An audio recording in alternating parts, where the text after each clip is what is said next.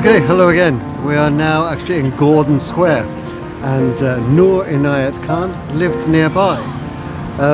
How did she come to live in this area? It's a bit complicated. Noor was the daughter of an Indian gentleman who was a teacher of Islamic mysticism. And strange enough, in my youth, when I was in my 20s, I used to read some of his books. I knew nothing about Noor at the time. And I was particularly taken with one phrase, because he remarked the first word that was revealed to the Prophet Muhammad by the angel Gabriel was Iqra, read. And then after that, the whole of the Quran was revealed to him. But Noor's father remarked, what were we supposed to read? Because of course at that time there was no Quran. And of course, it's very insightful, but really we're required to read our lives and the lives of everything around us. But anyway, Noor, God bless her, she was born in 1914 in Russia. Her mother was actually an American. But, of course, when the Bolshevik Revolution took place, she had to flee, and she fled to France. And she lived in Paris very happily, and in a very happy family household. She was a musician and a teacher of children. She studied child psychiatry. Also, she wrote children's books. And she was living there quite happily until the Germans invaded. And then with her family, she had to flee to England. Now, her father had passed away at that time, so she came to England. She was with her brother and with her mother. And they were staunch pacifists. They belonged to a Muslim Sufi organization. And they were adverse to war, but they spoke to each other.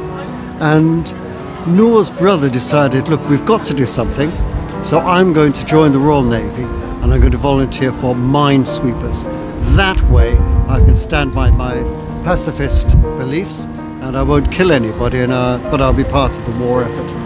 And Noor joined the RAF as a signaller, and she was a blinding signaller. She really impressed her superiors, and they asked, how is it that you're such a good signaller? And she said, it's because I'm a musician and I just have a feel for this.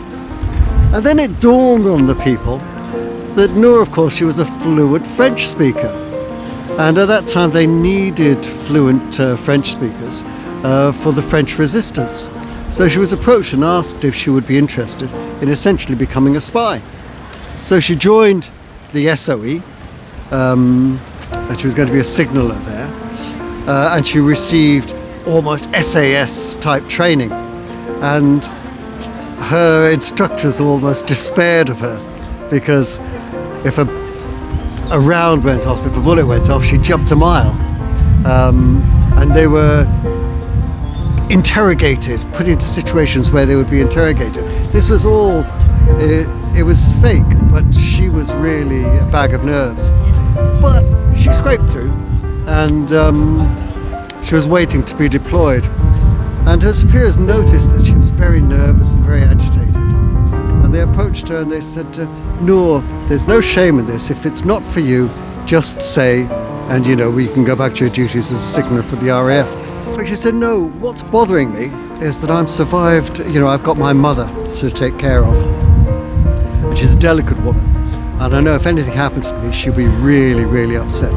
So all I want you to do is promise me, if I am captured or if I go missing, don't say a word to my mother. Only tell her if you know that I've actually been killed. Then you can tell her. And they said that, and then she kind of visibly relaxed, and she was dropped into France. Unfortunately, she was betrayed almost immediately. But there was an air raid going on, and during the air raid she managed to escape, but she was recaptured again. And she was kind of marked as a particularly dangerous woman because she had escaped. But she was questioned and interrogated.